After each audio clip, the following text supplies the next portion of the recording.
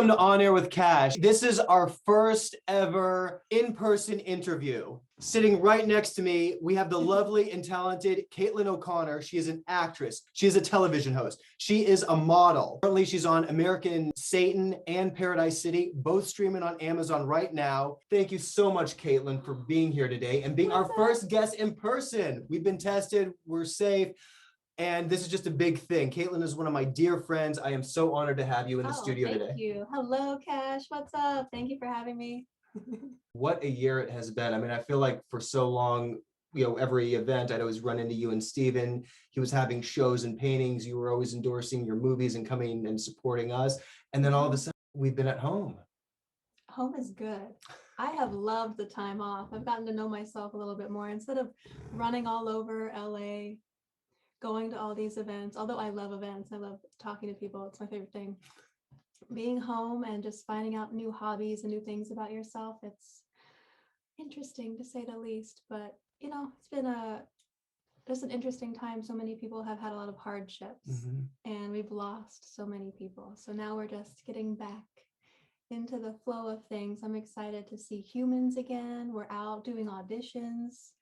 I have people texting me about events. I'm like, oh, I'm so excited. Is it safe? But I'm so excited. At one point, I thought it was, COVID was in the air and I wouldn't leave my apartment. Oh, yeah. I was just sequestered watching, I think the first Netflix show that I binge watched was Ozark. Oh, yeah. That was one of my shows too. I was hooked. And it was raining. It was like late May. No, it was April when everything went down. So. Or March, I forget. It's been so long. And I just thought we were going to have a 2-week break, and then a week later, everyone's wearing masks, and we were stuck at home. And I was with you doing the Ozark binge. Oh yeah, and then now here a year later, year and 2 months, but it's slowly coming back to life. It's slowly coming back. This is a big step right now, us being in the same room together and doing an activity live. I know what you mean about the event starting over. It feels so good to be around people again. I've only been doing these things Zoom, and I just love this interaction. Yeah, that's awesome. Your mom made us some delicious coffee. You guys at home don't get to partake, but cheers. If you have your own coffee, cheers to new life. New life. Thank you, Michelle, mommy, our fabulous producer. And she also gave us cookies. Hey, we got some cookies. I'm actually going to go see my mom in 2 weeks in Pennsylvania. Beautiful. Oh. Pittsburgh. And I'm excited about that. I haven't seen her in a few years since my grandmother passed away. I haven't been home. And it's really hard to go home when you grew up and you're, it's just all these memories flood back, and I've been so busy. And then COVID, a lot of people haven't seen their parents at all in a long time. I just saw my dad about a month ago, and it had been a good year since I'd seen him in person. Wow. Both my grandmothers live here, and there's. Oh, you're so lucky. You have both of your grandmothers still. You're so lucky. Dad's mom turned 98 last weekend. Wow, you have good genes. Yes. Jesus. And my mom's mom turned 95 about 2 months ago. Yeah, we had. I spent Mother's Day and a dance. My mom's mom, she does. She is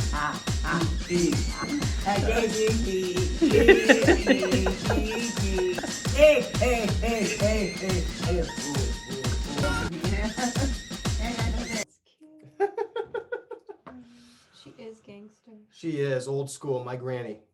Yes. The body is most efficient at making vitamin D at noon. Good thing I wake up at 11:45 a.m. I'm in the pool by 11:45 a.m. Cheers. Oh my God. Get my sunbathe on. They just opened our pool in my building. Cheers. So come over. I will, definitely. Can my pizza float come? If my flamingo float and your pizza float, that's a party. That is a party that you want to be at. That's a party. Yeah, let's do it. I just live down the street from you. Oh my gosh, we're neighbors. Yeah, Jeez. Okay, so pool party. We're gonna live that one too. We can. We're making our own party. We're taking the show in the pool next time. And bring Nana. And bring Nana, yes. Amazon. And so are you. You have there's Paradise City and American Satan. What were those experiences like? Yeah, American Satan was a feature film that I did in 2016. And I just played Raven. I got to kill John Bradley in a scene.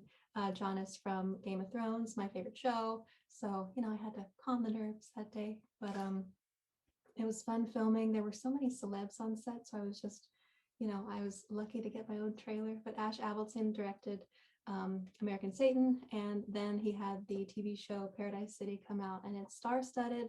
It's streaming on Amazon Prime, so go check it out. I also play a demon. You are always so busy too. I mean, even with social media, I mean, you model, you've been on so many Maxim issues, you've been on hit television shows, 2.5 Men, Ballers, Ray Donovan. And then I always see you, I mean, even during the pandemic, I mean, you were just always endorsing something. You had so many photo shoots. How do you keep so busy? I had to figure out how to make money without being on set. That's what I had to figure out. So Instagram has always been there, social media, just hawking products that I like, but it works, and people buy them.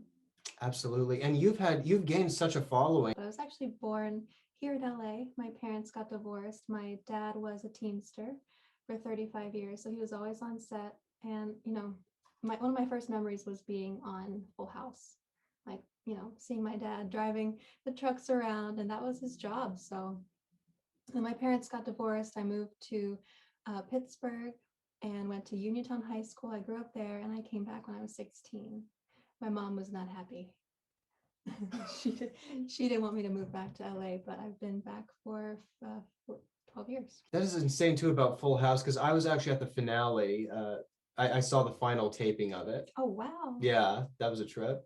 Back in the day or the new show? That was back in the day in the 90s. I was a little kid. Yeah, over the years I've met Stamos a few times, and Candace and Jody. They're all awesome. They're all awesome, just really good people. It's been such a time for reboots as well too. Yeah. My other binge show was Cobra Kai. I only watched the first episode. It was good. Oh yeah, I got so hooked into it. We've had two people from Karate Kid on the show. We had Sean Kanan, who was in the third one, and actually we just interviewed his he did this series called Studio City, and then we also had Jesse Cove, but Jesse plays his father's bully basically, so he's the reason why he's so vicious in the future. But it's so bizarre because it's his son playing that role, and Jesse was on. We had a lot to talk about growing up in the industry, martial arts and stuff. So it was insane to have a show that I was really into, and then having two people from that franchise on right after. That's called manifestation. Manifestation right there. You know it. That's crazy. I preferred Buffy the Vampire Slayer. Oh, Angel. yes. And when I was really young, I was into gargoyles. I liked all the boys stuff. Mm-hmm. Well, you're badass. I mean, you throw down. Oh, thanks. Oh, yeah. I'm taking you everywhere I go. You know it. She's a demon slayer and a demon. A demon sometimes. I have a few other things on Amazon Prime that I'd love to talk about, but they're not out yet. We finished right before quarantine started. We finished my producing partner Victoria Fratz and I finished a feature film, and we are super excited about it. We filmed it in Santa Barbara, so I was actually traveling from Santa Barbara daily down to LA back to my house. So wow. I would go in the morning, we would work 16 hours, and I would drive home to LA. We wrapped principal photography, so we were just excited to be done with everything, and it's editing right now. So there's stuff that you have to look forward to. I mean, Yes.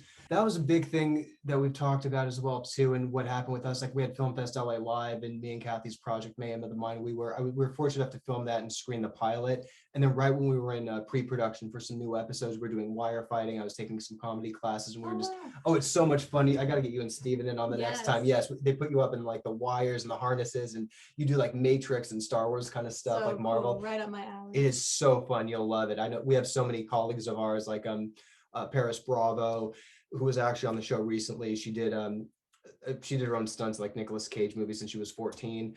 So yeah, they got a lot of and some actors from Cobra Kai I saw there. So yeah, we totally got to hit up that training, and that's really what we want to incorporate in more of the future episodes and more of the work. Just really, I really wanted to be more hands-on and really do my own stunts. Yeah. Yes. That makes you a real badass. Exactly. Right? I know. Those days of just relying on the stunt person, it's nah, it's kind of badass. I mean, Tom Cruise totally raised the bar for as far as, it's not a new Mission Impossible movie unless he challenges himself. He's been doing his own stunts since Top Gun, right? Top Gun is really where it started for him as far as just getting the action in. One of the last Mission Impossibles, when he did he actually did the skydiving jump 50 times, and he took James Corden on. Oh yeah. So he gets the rush out of it. And you just got back from Reno. Yeah, my dad he retired in Lake Tahoe, which is really beautiful, but he wanted to be closer to the airport, so he found a house in Reno, and he's been there since 2012. To the Caribbean was his last movie. Oh, okay. Yeah, the third one. That's amazing. So 2012 is funny. Actually, my dad moved to Florida around that time. Ooh, we're in Florida. Florida's been Sarasota. poppin'. I love Sarasota. Wait, that's where Stephen King is from, right? I thought it was, is he or was he from Maine? Let's look it up. Where's Stephen King born? Portland, Oh, Maine. I was got it. right. And he now lives in Sarasota on Casey Key. So we were both right. We're both right. He lives in a $9 million house. He's done all right, In you know. Sarasota, that's a big house. That's gotta be That's a it. $20 million house in LA. Oh yeah. I'd love to see that house. Spooky. Spooky. Oh yeah. Spooky as fuck. I wonder what it would be like being in his house, or what kind of, yeah. Yeah, If I had that kind LA of money, is if I was wild. doing that, I would like have a shining room. I would have I would have Yes. themes. Yes. Here's Johnny. I went to a pop-up for The Shining, actually. It was great. They had like the bar and the door with Where the was X. it? It was in Burbank. There was a movie that I saw on Netflix called Room 237, and it's all these theories behind, just even when Danny's on his tricycle, there's just doors that there's no possible way, like as a stairway would go. Because I remember just watching it as a kid and just feeling so lost in it, and just like, why am I just so fascinated with the layout of this hotel? These things. Kubrick. Oh gosh. Kubrick was so meticulous, and there's just things that pop in and out. And then when Danny stands up, he's wearing an Apollo 11 shirt. And then when he goes into the room, Yes, it's I remember yes. that. I saw that on a conspiracy theory documentary. Oh yeah. But I'm down with this one. It's way over my head. I'm just getting back into the swing of things. I had my first audition today, and everything in LA is self-tapes still, so I need to like get on my self-tape game. Over the next month, I'm gonna redesign a little place in my apartment, maybe in the bedroom, and just that is a silent self-tape zone. Don't go in there. Just like this. Getting all the projects out that have been, trapped in the can. I like to be busy, that's all. Really honored that you're here today. You're our first Of guest in the course. studio. And, Caitlin and I go back a long way, and she's always someone who, whether it's events or projects, I just feel like there's this connection where it's like, you help me up my game. And, she's always so supportive. She, her and Same. Steven have always been so supportive. Steven's my boyfriend, for people out there who are listening who don't know. And he's an artist, so he's always at home painting. He does murals, sculptures, and mostly commission work. So what you see on Instagram and his social media are commissions. And I love his work painting from his birthday party. And it's like it's a shining picture with the Heath Ledger Joker. Yes, that was a commission from one of Steven's best friends from high school. That's amazing. And I think he put it on a skateboard, or it was on a canvas that was a weird size. So I remember that piece very well. That is such a great piece. And then also, but I love the stuff he does. Like, he even goes back, does like Richie Rich. He does a lot of Ninja Turtles. Those are all orders from people from France. Oh, and gosh. he mailed something to Oman. Realize even this new generation, I feel like I'm so out of the loop with, like Gen Z and everything, because, we're millennials. But, lately I'm so out of like, I don't know these like the cool new ways or what the kids are talking about these days. We're just getting old. But where's McCain? I am. No, she's still, look at her. She's not, she's so not old. I'm getting there. Get the scrub. I posted my first TikTok the other day. Whoa, we were talking about this. So I haven't really gotten into TikTok yet. How does TikTok work? I have no idea. I just set up my account. Everybody's making money. I'm like 10 steps behind everybody, but the dances are fun. I learned them pretty quickly. Which dances have you had to do? Oh gosh, it's on my Instagram, and this girl at the Chive taught me in 13 minutes, and we had this whole choreographed thing happening, and I was like, I was on autopilot, and all of a sudden everybody said it looked good, and I was like, okay, post it. Here we go. Now I'm a TikToker. Well, you're everything. You're an internet star. You're an Instagram star. She gets all the social media. She's being modest. She totally gets every social media. I don't get TikTok. It's the one thing that there's so much that goes into every video that these kids are making. I need to get some of my Gen Z colleagues in here and like give us a whole. Yeah, I need to meet some new people. We have had a few of these younger influencers on. I know Jax Malcolm from Crazy Ex-Girlfriend. He's a big TikToker, and I've seen some of his stuff. And he's great show, by great the way. show. Oh yeah. And then we also had actually recently we had Simone Harrison on. She did Bear in a Chair. And then that was featured on ABC News in Cleveland, and then it got picked, and then Blackish put it on their Christmas special on ABC. She comes out here, she books the affair, and she's this huge YouTube star. I had her on the show about a week ago. There's a Nickelodeon show called Hot Mess. It's, how like it would be like we're in a contest and you would have to guess things about me, or there's a topic. And then, so it's like, how well do you know your best friend? And then whoever got an answer wrong, like if I got an answer wrong and you got it right, you would have to throw a pizza at my face, or you would have to throw pizza toppings at me. Sounds like a hot mess. Exactly. It is a hot mess. So, but on that show, they kept making references to Ninja Turtles. And I was like, wow, it's like, I mean, and I'm a huge Ninja Turtle guy, and I know that Steven paints a lot of Oh, Ninja yeah, Turtle he stuff was a too. So I'm like, I feel like, okay, we're not the old millennials anymore. You know, we're like, our stuff's coming back. We're like the cool experience. Cowabunga dudes, you know? When did that happen? Oh, this was in the last year. Very cool. Yeah, I'm a big Ninja Turtles fan too. Well, actually, my grandma, who we just saw do the Nana dance, she made me my first Ninja Turtle costume. Oh. And I wore it to so Christmas. cute. I'm You wore it to opening, Christmas. I was opening my Christmas presents as Michelangelo from the Ninja Turtles. That is awesome. I think I was the pink Power Ranger every day in kindergarten. Oh, nice. I got to meet the original cast of Power Rangers when I was a little kid. So cool. Yeah. Oh, yeah. We were all Power Rangers and I Ninja have to Turtles. look this up. Oh, yeah. Go look it up. Time flies by. You know, you think that you have all this time and then it just flies by. When did you start feeling the time really fly? When I was about 27. Okay. It really started to fly. And then I woke up and I'm 30. But I like being 30. Yeah. I really love it. I don't know what that's like because I'm not there yet. Once 30 happened, I just felt like done with, that was a great milestone for me as well. I just felt when you're in your 20s, I mean, for me, it was like I grew up in LA, and if you were in LA, like in the 2000s when we were teenagers and starting to be in our 20s, it was so not what it is. They're only ever on their phones. They're only on their at the phones. club, and there was nothing like that back then. Back then, exactly. I mean, people actually danced with each other, and Yeah. but then you'd see a few people kind of be like, I'm too important for everything, and you knew that they were just kind of playing a Tetris or doing something on their phone. Yeah. My 3-year-old niece can take pictures. She just opens the phone, knows the button, takes pictures, and she says, "Say pizza." She says, "Say pizza." So cute. I don't That's know so how cute. Oh, they so learn you it so need quick intrinsically. It's like built into their DNA. We have relatives who have had kids that you know feel out of the loop with, or they've had to be homeschooled, or even just like my cousin, she had a kid and we had to do everything on Zoom instead of be there in person.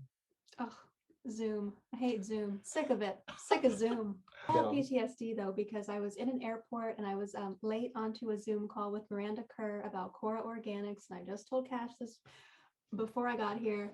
And so all of us we were all dressed in the same outfit, except I was at the airport, everybody else was at home, and I was late for my flight. Waiting area, and Miranda Kerr gets on, starts talking about her new product at Cora Organics, and she says, after a few minutes, I guess my microphone was on or something was happening that I didn't know was happening. And she says, "Caitlin O'Connor, can you please mute your microphone?" Immediate sweat, tears. I'm like, oh gosh, my idol has kicked me off her Zoom. So I quietly pressed exit because I guess I don't know how to work Zoom very well. I need a higher IQ for this stuff nowadays, quarantine style. So I just like gave up on that. I have Zoom PTSD. Miranda, please give her a second chance. Please Look give at me her. a second She chance. rocks.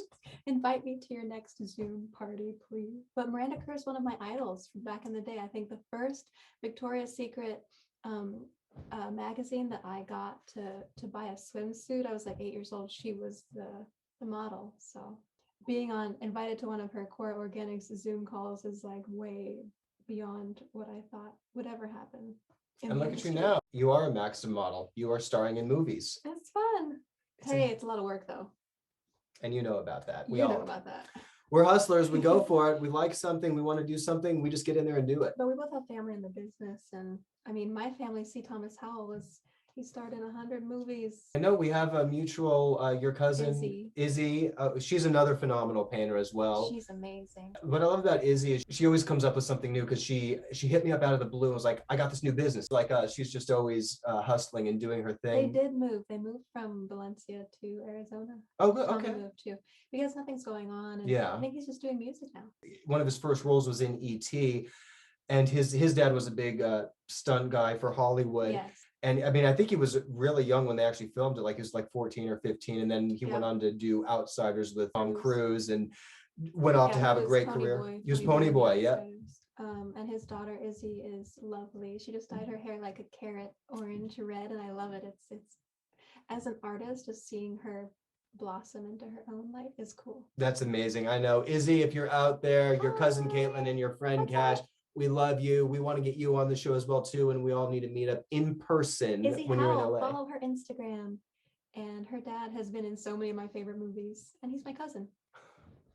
He was in Soul Man. He was in, of course, The Outsiders. I think everybody knows. Of course. We had to read that in high school.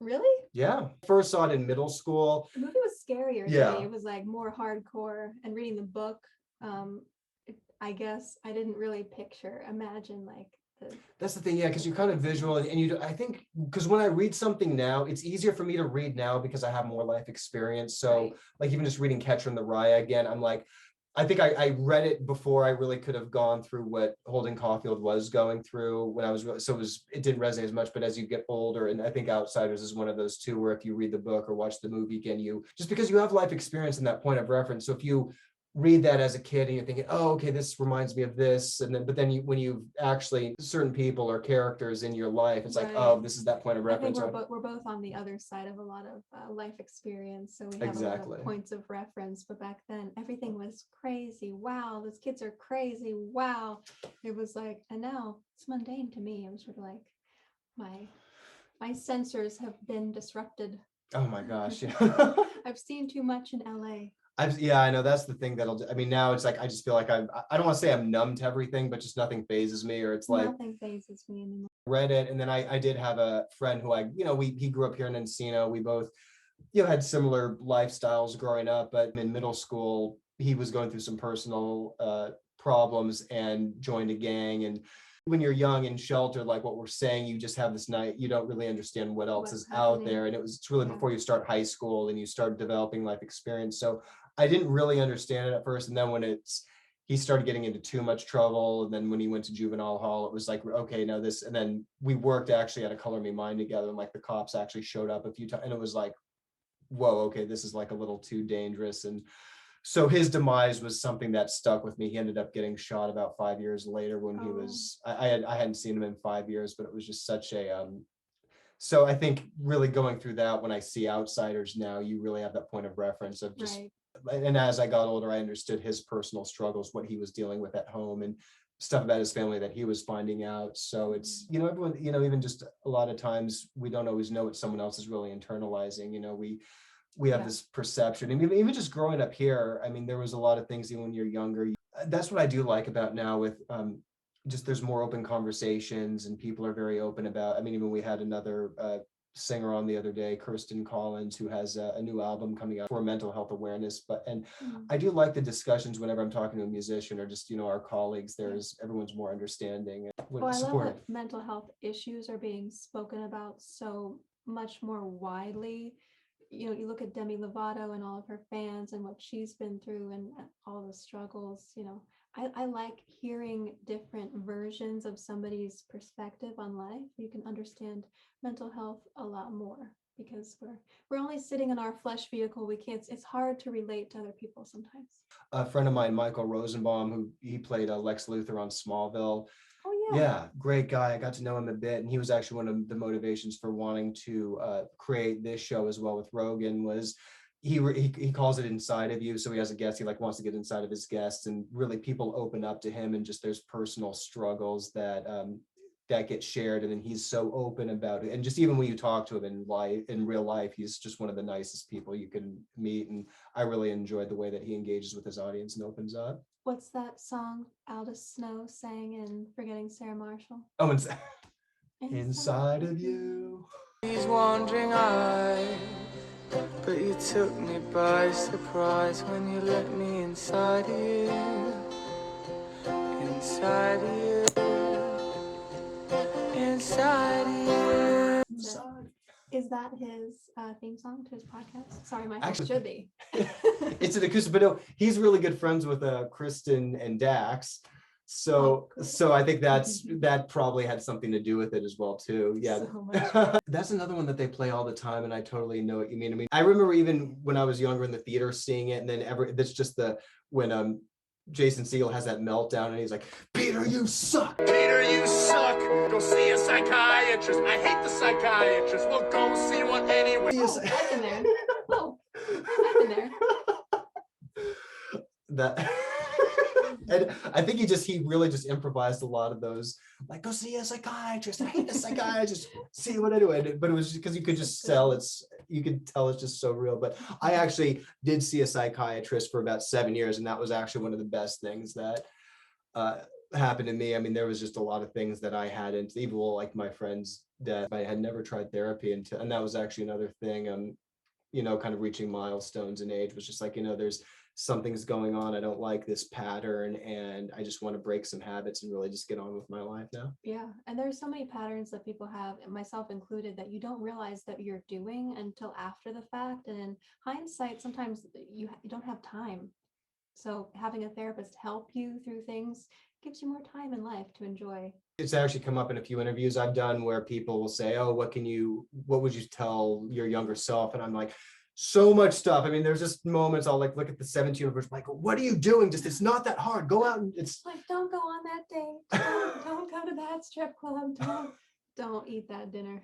Oh gosh, I Don't can't. eat those cookies. Don't eat those cookies. Don't go to that party. Those cookies have marijuana in them.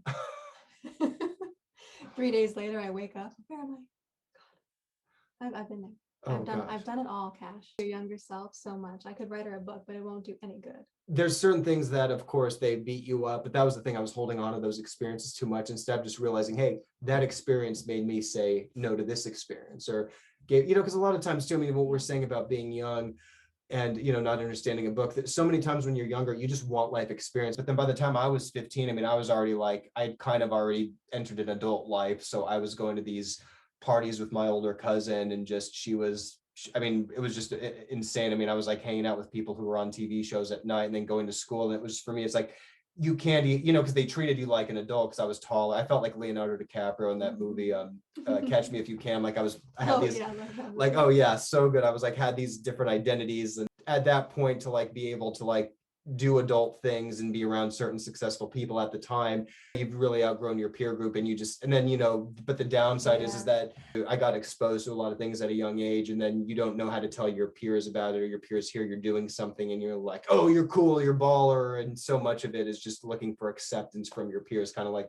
with outsiders. Like even what my friend went through, he was internalizing stuff, and it didn't take till years later to realize like, wow, that really was an unhealthy thing. And I look at just flaws that I had, and I'm not, not to be like, oh, everything, but there were a lot of things that did happen that did kind of stem certain habits and just mindsets that I needed to just break the pattern of. Sometimes you don't realize you're planting a seed, or some situation has planted a seed in your mind and it grows. So that's where I felt like I was that kid in Almost Famous, and it was that same situation. There was that's the truth. Exactly. I mean, there was this girl who was so much like Penny Lane that I knew, and then she was with a guy who was like Russell, and it was just so trippy, and then so it was just weird, like to have like these dynamics. But then she ended up passing away right after in a car accident, tragically, shortly after my friend did, and then the guy had a heart attack, and you're just like, what is going on? And then life is short. Life is short. Fragile. What I do like about the dialogue too is, for so long I was in and out of certain crowds, and certain things I just didn't feel right, or I was like, why is this sticking with me, or what's happening? And then with certain people being more open and speaking out, there's just people who I remember being a kid and thinking, oh, this is who you need to emulate, or these are the types of people you have to like, be around them. And then just now getting exposed, and you're kind of like, that's why I was feeling this way when I was around this person. Yes. Yeah. Very good. Very, very good. I love that. Oh. I wish I had more to say, but I feel you on that. There's so much closure now. And unfortunately, some of our friends didn't make it, but I do like that there is a dialogue where, I want to create a good environment. I mean, I remembered like really just around in my late teens, early 20s, there was just this really, I was just being exposed to a lot. I didn't have the tools. It took so many years to really, and I ended up having an arrhythmia at the gym, and it was, and there's my scar right there. Whoa. Yeah, so I was dead for just under a minute. They revived me, and I really just snapped out of it. I was about 22, but that was, when I look at that moment in my life, that was all these years, just so much had built up. And I was like, you know what, I gotta change my thinking. I gotta change my way of being. And, like I didn't really have a good mentor, or feel like I had like someone who was really looking out for me. It's like, oh, you're treat Kash like an adult or there. But when you're talking to younger people, you don't always realize it, but you are a role model. So, even there was people that I looked up to who were, 10, 20 years older than me. And they're saying certain things are okay, saying join the party, you know, do this and do that. And I'm glad, like, I realized that, you know, as I became an adult, and there's just certain things that I'm just like, really, when you walk in a room and you're talking to someone younger, it's like you are setting an example. That's the truth. And you don't realize it in the moment, but trying to, you know, be cool with them is not as important as Yes. remaining their mentor. Exactly. And I'm like, you know, I'll take that. Nowadays it's like, well, because I'm older too. Like, you know, I don't care about being cool right now. I just want to create good work, create good content, have good relationships. And again, because you don't know, I mean, there's even like relationships you get involved into. You think, oh, I think a big thing too was growing up, because like we talk about growing up in the industry, you're always around older people. This is at the time, Yes. who are glorifying everything that they went through. Oh my God, back in like the 70s. I felt like in the 2000s, they were really glamorizing it a lot too. Like the shows were really, there were a lot of mainstream shows that were glamorizing the life. And they think, oh, this is what you want to do, move to LA or have, and I do know like a lot of us at the time when we're like in our teens and 20s, we felt like, oh, you know, our parents did all this crazy stuff. We've got to do that. And it seemed like the industry was really catering to that. Like, how crazy can you get? Or I mean, Or people would book the jobs who were out all night with the people who were booking the jobs. exactly. I guess scandals were selling a lot in the 2000s. So you would go into a manager and the manager would be like, oh no, do this, do that, but wink, wink. But it was just seemed like, so you were having these people who you thought were managing your career, and they were saying, don't do this, but really wink, wink, it's worked for certain people. And the interesting thing about social media was that it really showed the darker side of what happens when you have a meltdown or are going through something internally. Well, now everything is recorded. Back then, everything was sort of purposed in a way where you can manipulate the media. Now the media manipulates you. So it's way more important to sort of be an upstanding individual and not construct those crazy stories. I'm just on the straight and narrow pretty much right now. We're on the straight and narrow. We've been our own publicists. We've been our own content creators. Oh my gosh, this is like really, this is such a milestone. Just Thanks for having having this has me. just been such a fascinating and inspirational day. You know who she is. You don't need me to tell you to follow her. Follow Caitlin Follow O'Connor. me. She's on Oh my Instagram. God. Watch her on American Satan and And Paradise City Paradise right City. now. And she's got a bunch of stuff coming out. Caitlin, thank you so much for being here Thank today. I'm honored to you. have you as my first guest. She's one of my favorite people and a true inspiration. And You thank are you for too. rocking. Thanks, Ken. Thank you for rocking with us, Caitlin. And thank you all for tuning in with us today.